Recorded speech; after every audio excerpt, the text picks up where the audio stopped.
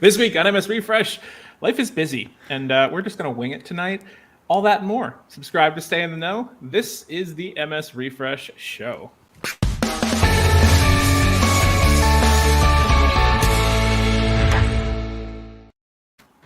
Hi there, and welcome to the Matt and Sean 365 Refresh Show. This is episode 37 for the work week of September 27th, 2021.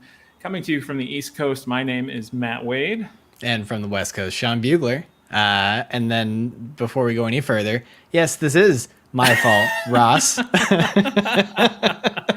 I love it when a Scot takes you out. It takes the legs out from under you. Perfect. You know, it's something tells me my Irish heritage has set me up for being a victim in this scenario. Perhaps, yeah. And I'm not, Well, Matt, how are you? I am doing very well. Very busy in life and whatnot, but how are you? Are you busy too? Yeah, I'm busy. As of course, as you well know, we took last week off so that I could go on my first vacation in like 2 years, and it was lovely. Dare you? I know, dare you the go on nerve. Ridiculous.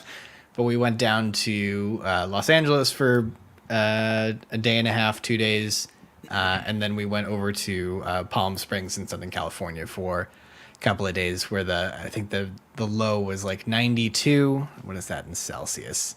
Hot. 36. 33. Yeah, 33. But the high was 108 or 42 in Celsius. Yeah, consistently, like the full 4 days we were there. But it was a dry heat, so it was okay. Oh my God! Everybody says that. Like, I thought it was a joke. How many people say that? It's a cliche. Oh God, I hate it. But the Airbnb we stayed in, like, had a pool and it was nice. But it was good. It was an opportunity to catch my breath and get my head on straight before I start the new gig. Now, Palm Springs, I think I've heard of it. Is that a bit like of a vacation zone for Los Angelinos? Is that kind of? Yeah, it's very much like a like college town escape spring break. It's a retirement community most of the time. Except when thousands of college students come in and I mean that's basically like up? All spring break places are like that. But it was nice. This was the off season because of just how hot it gets this time of year. Gotcha. So it was great. It was, just Kelly and I hanging out, relaxing, drinking a lot too much.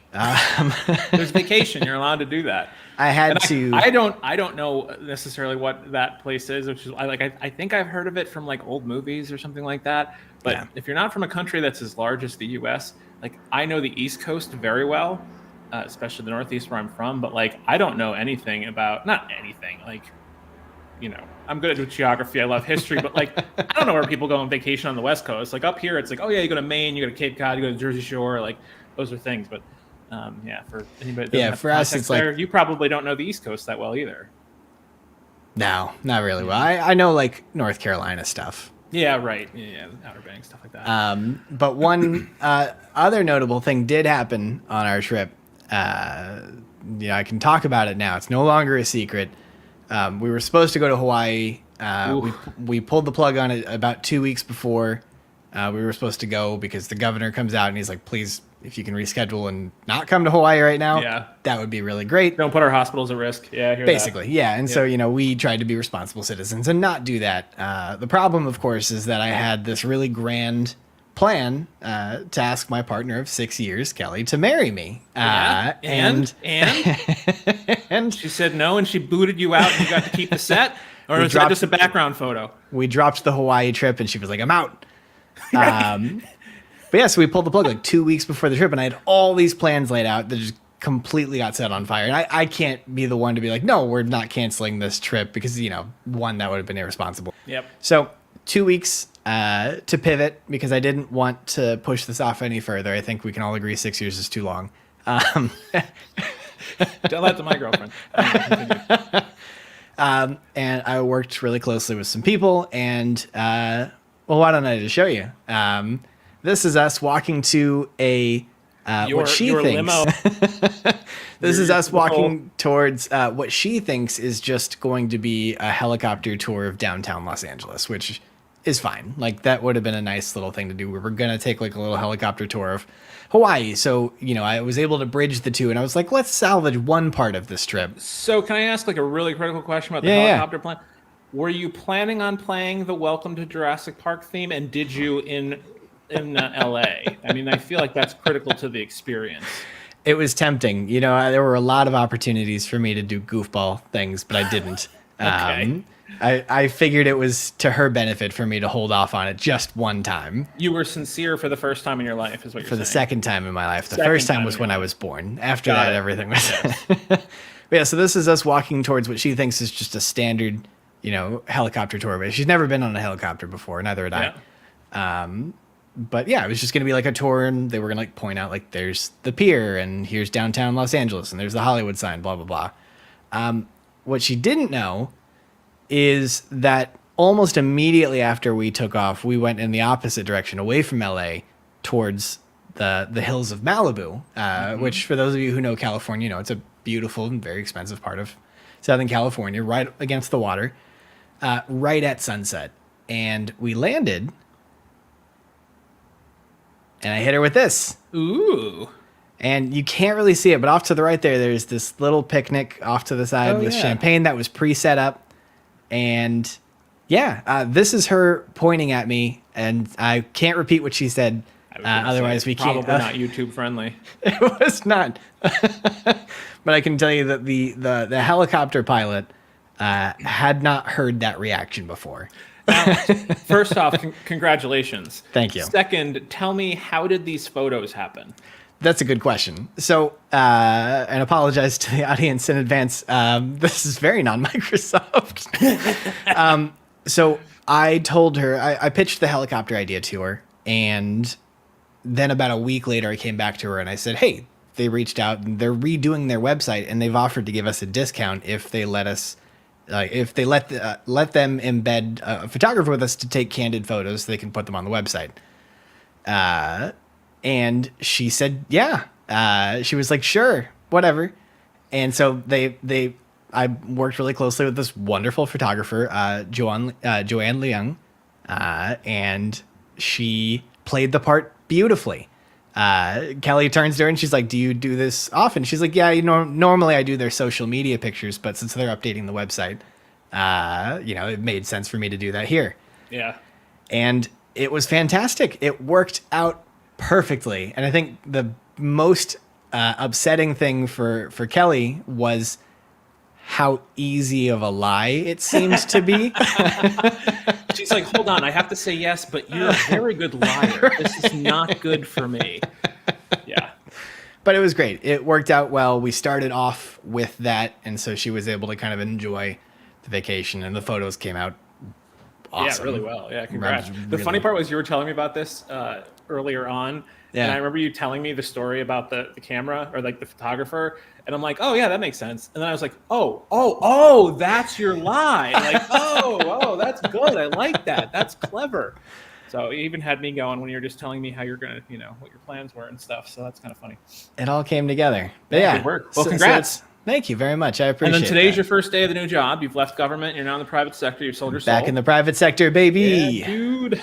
Yeah, no major updates there just yet, but I imagine that particularly as we get further down the road, there's going to be a lot of insights to share about just kind of the, jumping from what we consider to be kind of a best of breed organization that is a lot more ad hoc with the tools and services they use, jumping over to an organization that is so much more enmeshed in the Microsoft universe. Oh yeah. Yep. But yeah, so Matt, you and I were talking about this, given everything that was happening, this episode was going to be a little non-traditional. The last week of the month is already just kind of based on our new schedule. Not really anything formal anyways. So we figured this was a great opportunity for us to dig through the roadmap a little bit and pull up some items that we thought were interesting that either had some relevance to past episodes that we've done or just kind of plug into a bigger conversation piece that we think the community is interested in. Yeah, I'll say, so like we're not going to do the news tonight. I don't have nearly as good of an excuse as Sean does, other than I was traveling over the weekend too, and like just life gets in the way and all that stuff. But we did go through and in the last couple of weeks, there have been some things that have popped up in the coming soon world that I thought were kind of interesting. So, Sean, do you want to start with whichever one stood out to you? And I think we'll just take 3 or 4 of these changes that either have been announced or like are coming up soon that are going to have an impact, and we'll kind of run from there and also take comments as we go. Yeah. So here, bear with me for 1 second here. I'm actually going to try and take us. We really didn't know what captioning was going to look like as we move towards this new modern Microsoft Stream. We know what Stream Classic does with respect to captioning, but we really weren't sure like how they were going to juggle what ultimately does have to deal with multiple file formats while still treating it like a single video file. You know? So we saw this just hit the roadmap this week. It is the ability to add or edit captions and transcripts for a video in SharePoint or OneDrive. So one of the open questions that we had was, what's the file format going to be? And they answer it here. They're going to be using the WebVTT file format, which is a standard captioning transcript file.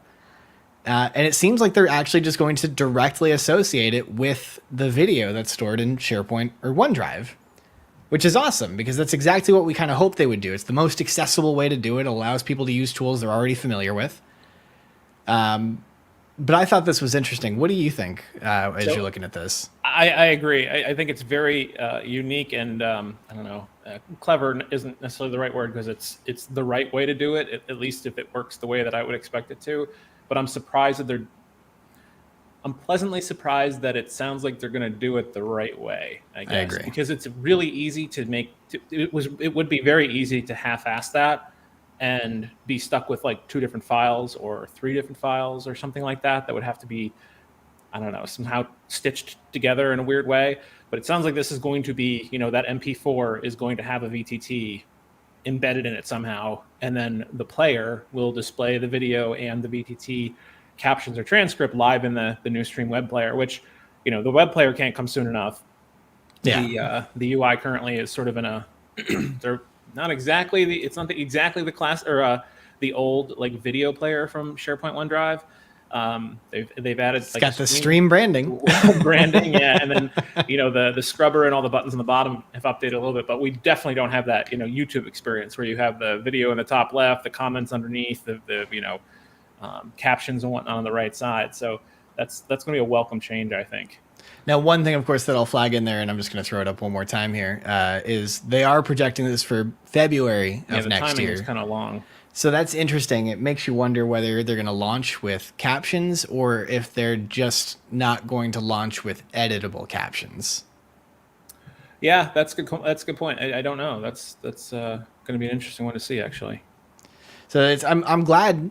I'm genuinely glad that they're paying attention to this. And, I think running counter to your concerns about it being half-assed, my concern was that they were going to be overly complex about it. They were going to use some proprietary file format. I'm going to be interested to see if the file itself, the VTT file, is visible in SharePoint or OneDrive, or if they're genuinely going to obfuscate it behind the scenes. Yeah, I agree. Because I think it'd be better to obfuscate it because then it isn't getting in the way. You don't have to worry about moving. If you want to move a video file, it should hopefully take all the stuff that comes with it, right?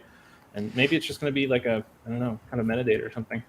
Yeah, I think the only counter I would have to that would be, maybe ideally being able to download it or something to that effect so that you can edit it in some program that lets you sync it up. Or, I think of the programs my dad used. He was a court reporter, so he'd, would play the video and he'd sync it in real time as he typed. But, I think that's probably the only argument I have for not obfuscating it. Yep. No, that makes sense. What was one that caught your attention? So I'm going to pop this in real quick.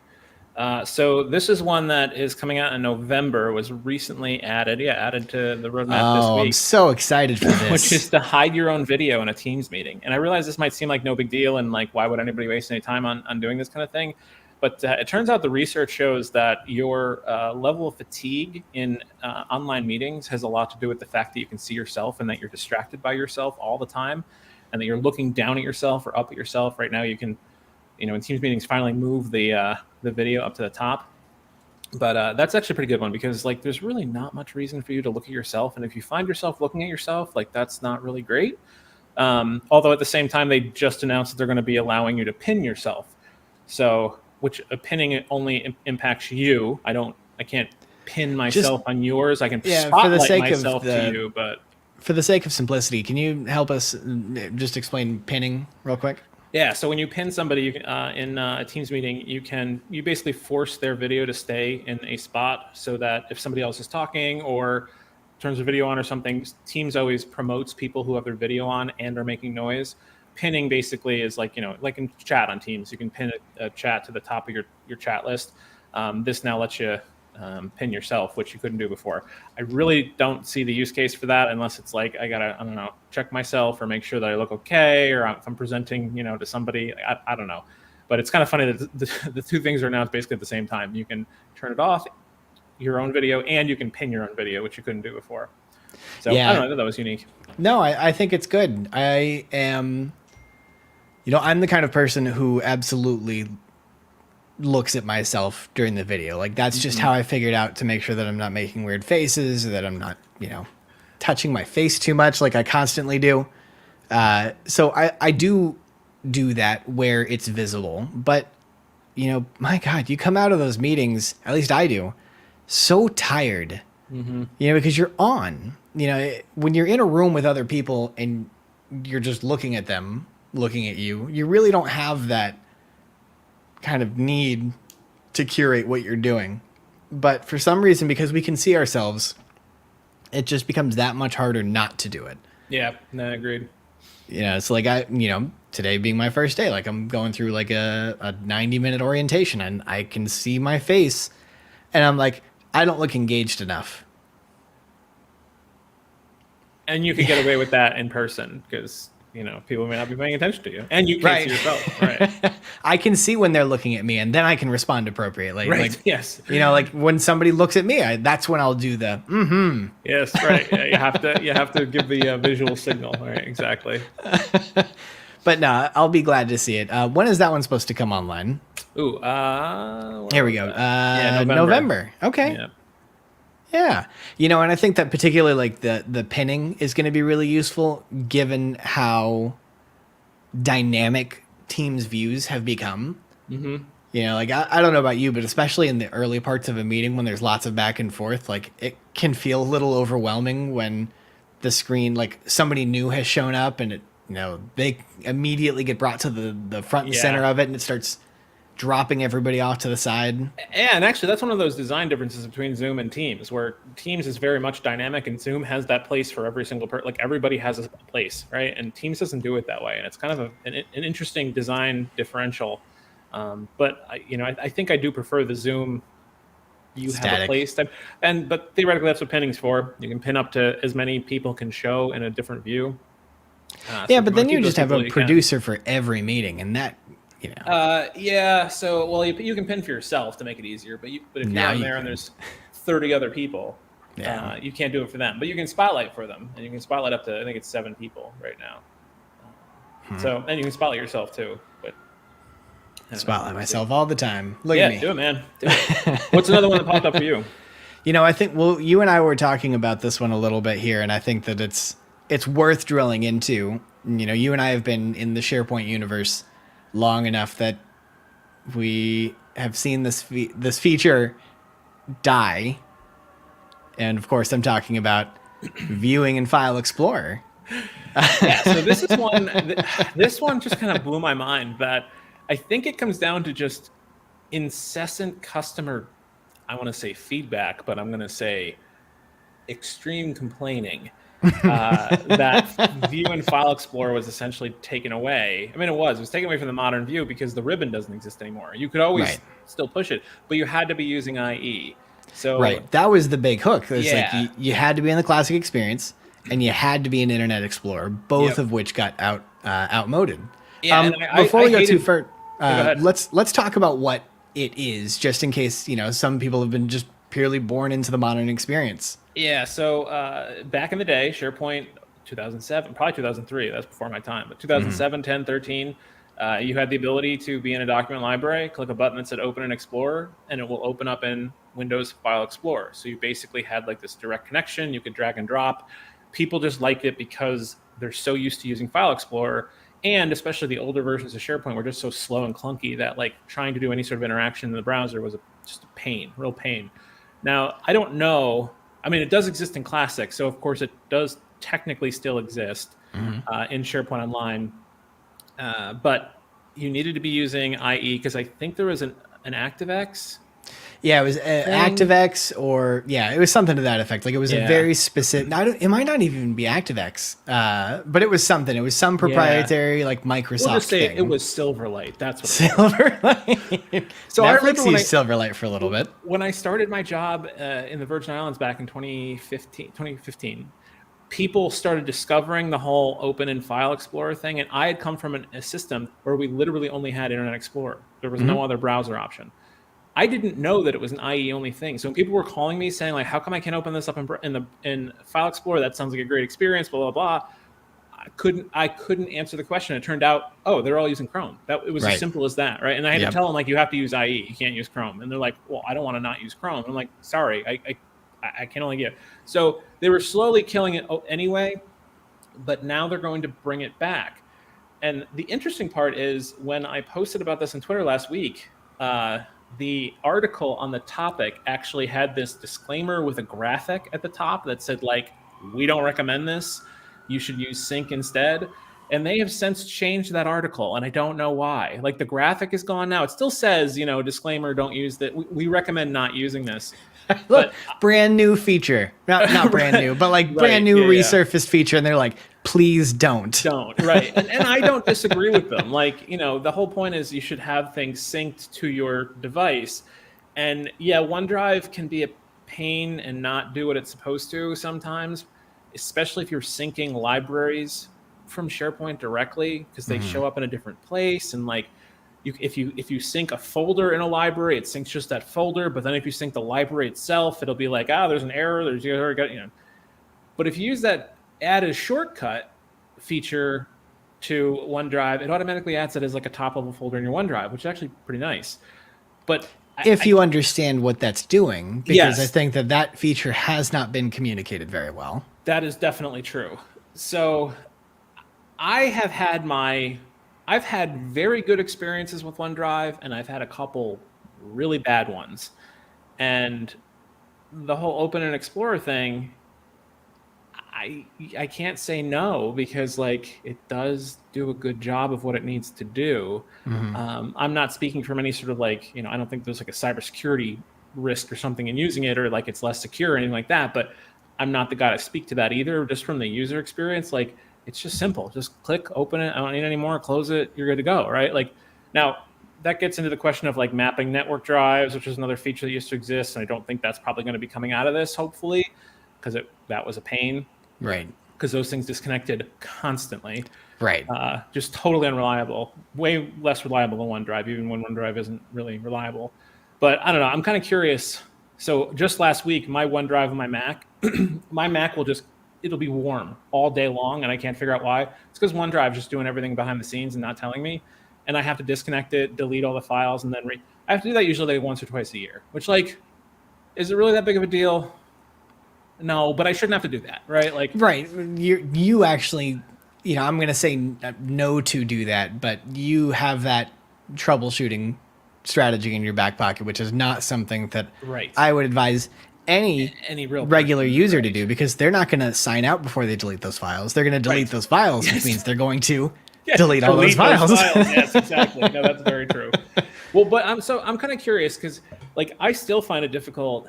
I mean, this whole Open in File Explorer notwithstanding, like the advice of sync your team or SharePoint library directly or use the add shortcut, like functionally, there's not really much of a difference, but the add shortcut just seems so much simpler to me. And like, I don't know, what have your discussions been at work about that? Even as I was stepping out the door, we still had a very loyal contingent of people that did like to revert to the classic experience so that they could tap into View and File Explorer.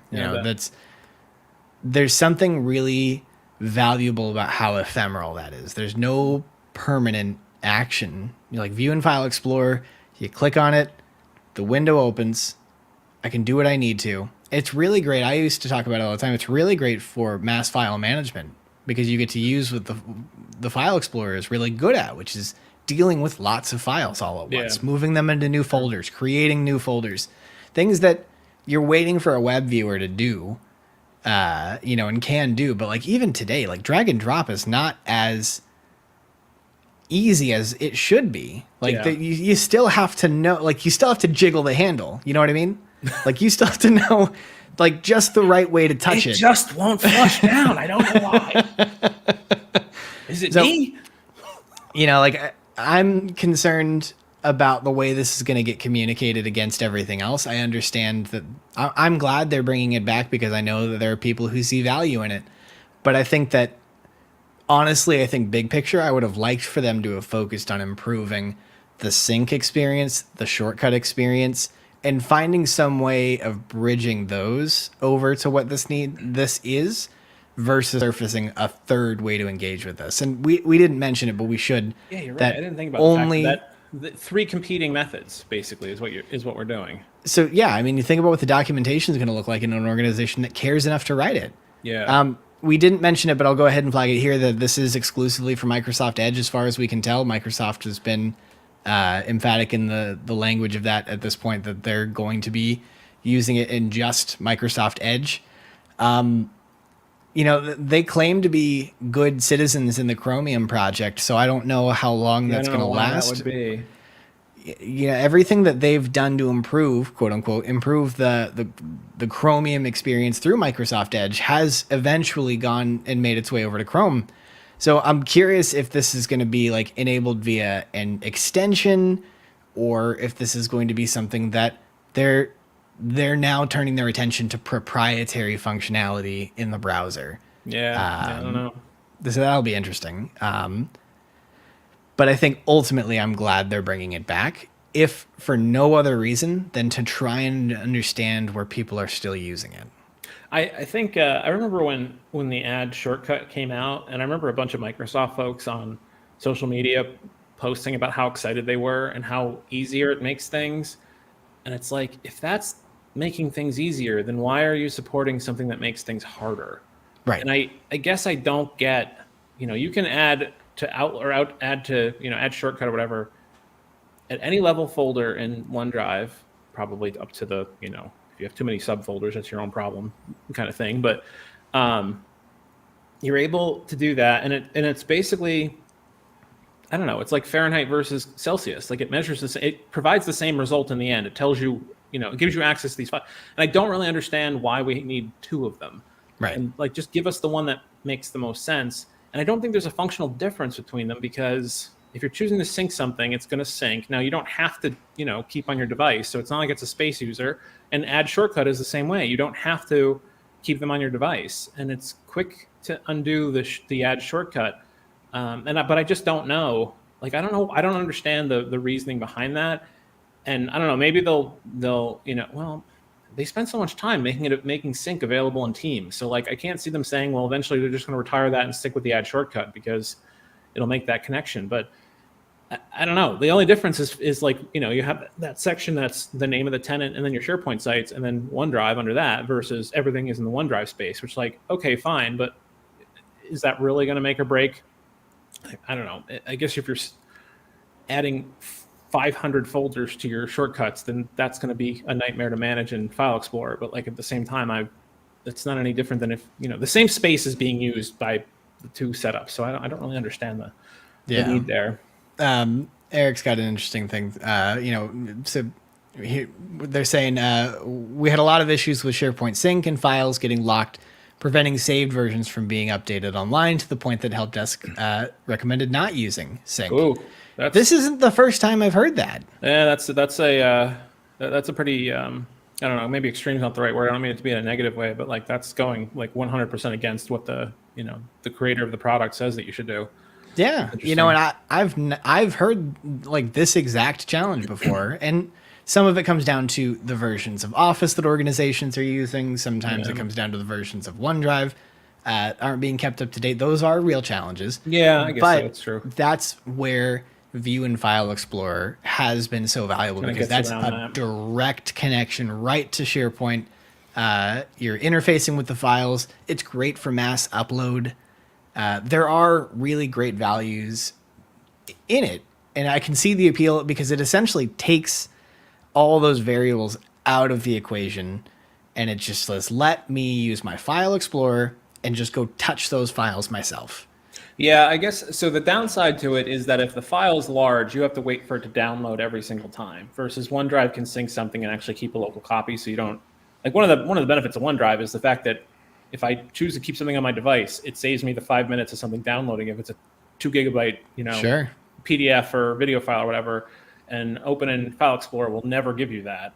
That's true. Also, and the mass upload, you're right. If you have 100 files that are 10 megabytes each or something, drag and drop is great. But if you close that window while things are uploading, you've screwed yourself. And if you have large files, you definitely shouldn't do that, because that's one of the main things sync is good for, right? Like, you're not even supposed to drag and drop into the browser if it's a large file. You're supposed to let sync do it, because sync will do it behind the scenes and be smart about it. Yeah, do it the right way, basically. Yeah. Right. So that's interesting, though, because I don't know, telling people not to use that, unless I guess you're right. You could have different versions of Office, different versions of the OneDrive sync client rolled out. But if that's the case, you got bigger problems to deal with, right? Like, everybody, at my organization, everybody has the same version of Office. We have the same version of the OneDrive sync client installed. Like, I haven't really run into any locking. Now, that used to be a pet peeve of mine, was like, somebody has this file locked for editing, or I try to delete something and like somebody has it open and it's locked for editing.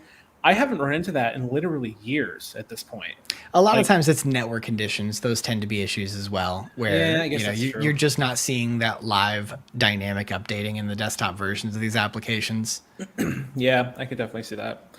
All right, well, that's interesting. So it's going to be kind of fun to see what happens. I love the fact that they just have the shade that they're throwing at the very beginning of the article. Please don't use it. All right, kids, we're going to keep making drugs, but we don't think that you should use them, okay? That's what we're going to put out there officially. You all kept asking for them, so we're back to making them. Just Please don't use them. Right. And if you lose your teeth because you did too much meth, that's on you. Let's do one more. What have you got? Let's see. I had, I think this was it here. Yes, push to talk for Teams meetings. Just in time for like the CarPlay integration. Yes. To have like the ability to kind of like come on, say something, and tap out. You're essentially getting that like Radiocaster button. Not that they're related in any way, I don't think, though. It's not like you're No, they're not. But it's like that one. They're going to be not thrilled with that. My Chevy's going to tell me, you're driving. You remember that, right? Like, you're not supposed to be pressing and holding buttons. But push to talk, I think, is going to be a nice one. I am very much a proponent of the stay on mute unless you're talking, unless the meeting is like a small discussion-based type of meeting, because you're the only person who doesn't know the sound that's coming through your microphone, and that is the worst position to be in when there's a lot of loud noise coming from behind you, or I don't know, you don't realize that the cat, singing the song of its people is. Well, there's that New England accent come at the cat. So I think that this is a good one, because if I can just press a button and speak, and then when I'm done, let go. Oh yes, I'm all over that. I've got a bone to pick. Oh, do you? I do. Yeah, I agree with everything you're saying. I think it's a useful feature. Why is it Control Spacebar? Because I hate to point fingers, but Zoom is push and hold the space bar. Yeah, I have no idea. I have Teams open right now. I'm actually kind of curious to see what happens if I just press space bar in the app. Are they worried that I'm going to put my elbow on the keyboard and hit the space bar? We need you to be really sure. We need you and the other admiral have to put keys in far enough apart that you can't one of you just launch the nuclear bomb. Yeah, both control keys at the same time. Exactly. No, actually, you're going to have to do that, and you're going to have to hit up the Google Authenticator and grab the passcode, and then type that in to press the space bar. It's going to be very, very secure to make sure. Yeah, I don't know. I don't know if that's to stop, the cat's walking through and just going over my laptop. There's no chance that the cat would ever do control space bar. I don't know. That's a good question. I'm wondering if this is like a patent thing. Like Zoom, Yeah. like maybe Zoom's got the patent for like push and hold one key to do something, and so Microsoft is like, well, we'll do two keys. Well, maybe. I mean, I guess so. But there's so many things in the tech field that I feel should be patentable, but are clearly not. Like just the Or I idea mean, of a lot of having. times they are patented, they're just not enforced. Well, okay, but like, is this the one thing that you're going to be really worried that they're going to go enforce? Like, I mean, replacement backgrounds, like that is a very fundamental aspect of online or meeting platforms now. Like, you can't. How is that not patented by one? Where none of like that. I feel like a lot of the technology tools that are out there overlap so much in feature sets that like Slack Connect and Teams Connect, like we talked about, or shared channels. We talked about that a few weeks ago. Like that, they didn't even try to change the name. Like, just kept now the granted, name. that's trademark versus patent, but like, Sure, same concept. I don't get it. I mean, You're totally right though. But that's so small compared to some of the other stuff that's out there that I don't understand why those aren't being held to some sort of litigation. Eric shot down my idea because Discord apparently allows you to configure the key for push to talk. So there goes my idea. Does Zoom allow you to configure the key? No, that one's just Just spacebar. Yeah, you'll talk like if you're muted, for example. And I think all the apps do this now, where you'll talk while you're muted, and it'll go, "Hey, idiot! Nobody can hear you. Hold spacebar to talk." Gotcha. So yeah, I don't think you can customize it. Well, maybe Discord. Maybe Discord has the patent for customizable key. Zoom has it for the largest key, and Microsoft's like, "Well, what are we gonna do?" The language is so specific in some of these patents. I would not be surprised. I know, right? Yeah. This is funny. Make push to talk compulsory in some meetings. Some people talking too long get tired and get tired. I love that. That's a good one, Daryl. No, because that's what I have my little paperweight for. No, you know what you need? Oh, I don't know if I still have it. Did you ever take the Franklin Covey, like, is it 7 Effective Habits, whatever it is? The 7 habits for highly effective people or some nonsense. The first 3 or 4, yeah, this makes sense. And then I came back for the second day, and I walked out at like 10 a.m. because it was just this whole like, just repeat back what the person said to you, and you'll de-escalate the conversation. And I literally said like, if somebody ever said that to me in a meeting, like I would rage on them. Like, this is exactly the opposite of how you bring down the temperature of a conversation. Well, one of the takeaways from that was this little like I don't know, what are a totem pole. It was basically a totem pole like this tall, and it was made of ceramic and it was painted. And on the bottom, on the base, it said talking stick. So you were literally meant to bring that back from the training class and pass that around in meetings so that you had a specific person that was given the right to talk, and nobody could talk until that person passed the stick on. It was kind of heavy. So I'm going to place that on my space bar. I'll put my new shiny iPhone Pro 13 on there. Show off. Boy, they're already giving you all the treats at work. Man, that's really nice.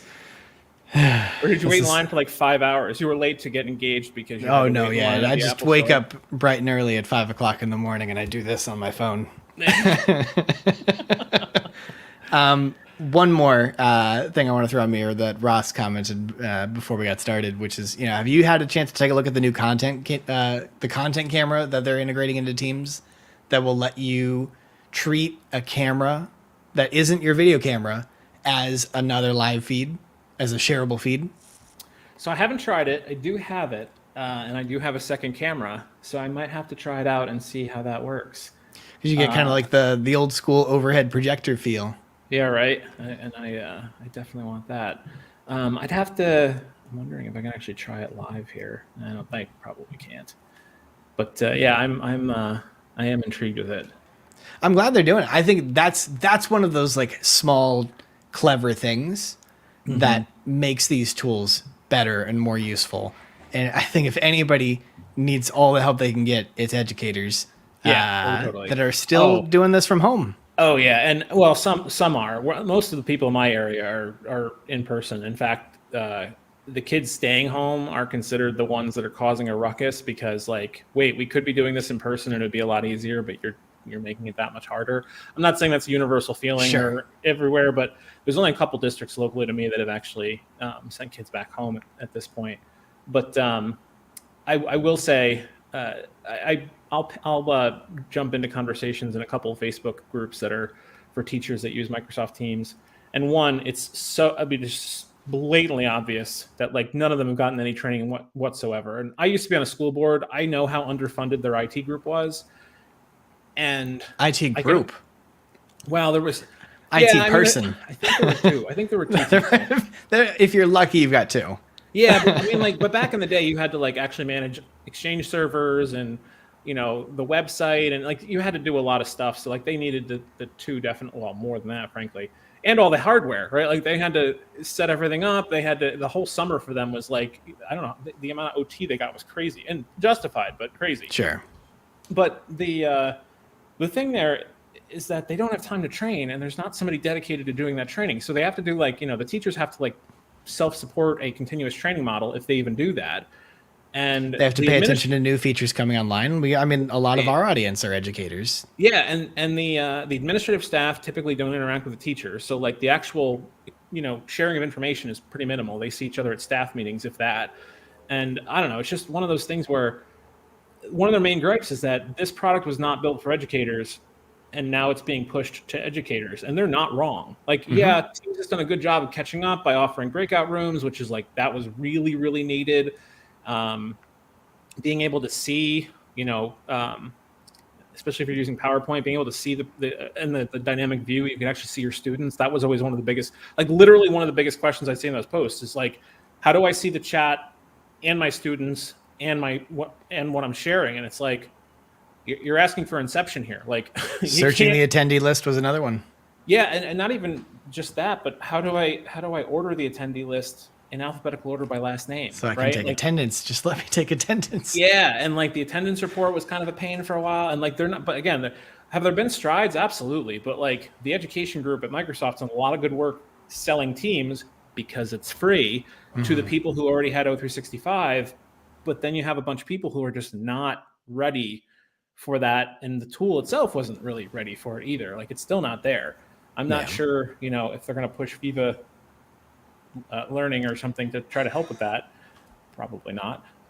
But I can't wait for Viva Learning to come to my family Teams instance. They can be like, hey, when I said that thing earlier that upset you, I watched this video, and I think it would be helpful for you to watch it too. It's about constructive criticism.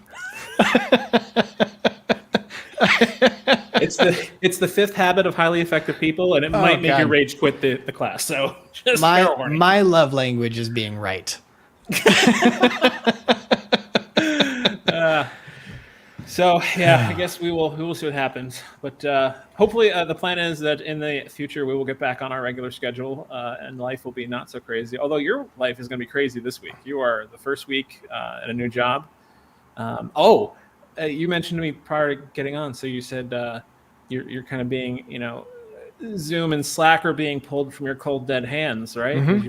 They were full on Microsoft Shop. They're full on Microsoft Shop. And as much as you might know about the Microsoft world, you didn't actually use it all that much in the modern workplace stuff. You did a lot more on the SharePoint side of things, right? Oh yeah, platform. Yeah, I mean, I used like the Teams and Microsoft stuff in my own personal tenant, and of course in the community stuff that I was doing. But no, it's going to be a lot more immersion therapy. All right. So be prepared for a lot more very targeted gripes. I cannot wait. Well, hey, if there's anything, we were also talking before, you were saying how much you're going to miss Slack and Zoom. And I was like, there's a couple of good things in Zoom, but like, I legitimately prefer Teams. Mm-hmm. So, if that makes me want to if we have some back and forths where it makes me want to pick up one of my monitors and throw it, and I think that'll make for a much better experience. So, your blood pressure will rise because of this, but mine too, probably, but it'll be worth it for everybody else. I haven't even started checking it yet, but I'm sure I'm sure it's spiked. All righty. All right. All right. Well, I think that's probably about all we should talk about tonight, because we're going on reasonably long. But hey, thank you so much for watching. As always, a like and subscribe is much appreciated. Leave a comment below. In addition to the comments you saw from the live session. If you have missed the live sessions, hop on by. We try to do them around at the 6 o'clock Eastern mark on Mondays. Although today was a little bit late because you had, a real world to and deal with. We're still working on figuring out what the new time will be with the new job, but we'll have something for you all soon. Yep. But no, I appreciate the flexibility on your part. Yeah, I mean, it doesn't really matter to me. I'm free Monday nights. But anyway, Sean, thank you so much for joining me this week, and I can't wait to see you again next week. And for everybody watching, take care, and we hope to see you again next week.